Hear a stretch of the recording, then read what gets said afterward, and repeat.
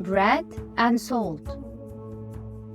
The mullah was in business, and after a long day, he was ready for a fine meal before going to bed. "Can one of you gentlemen point me to a respectable rest house?" he asked a small crowd of people who were gathered in the street. A man stepped forward. "Allow me to offer you some hospitality, mullah," he said. The mullah was embarrassed. "I can't intrude on you," he said. "I am a traveling man. I'm used to eating and sleeping at inns." "No trouble at all," the man insisted. "You have made a good impression on me, and I would appreciate the chance to speak to you some more."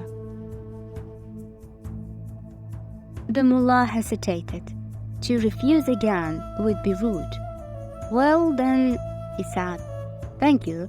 I will accompany you for some bread and salt. I don't want to put you to any trouble." His host seated him at the dining table and disappeared into the kitchen.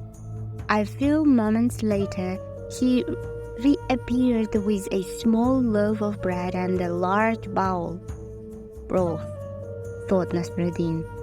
He could almost taste the warm liquid slipping down his throat. But the bowl was filled with rough grains of salt.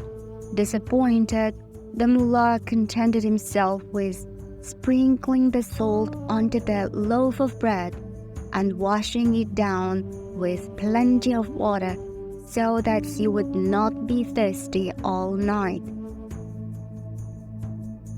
"Well," he thought, "we all know that asking for bread and salt is just a polite way of accepting an invitation, but even so, I brought these on myself." Just then a beggar called in at the window. "Please, sir, spare some food and drink for a starving man." "Please, sir, spare some food and drink for a starving man." The mullah's host ignored the cries of the beggar. "Spare some bread and salt for a poor man," wailed the beggar again. Excusing himself, the mullah leaped from the table and ran to the window. "I advise you to move on to the next house, my friend," he whispered. "My host is a man of his word.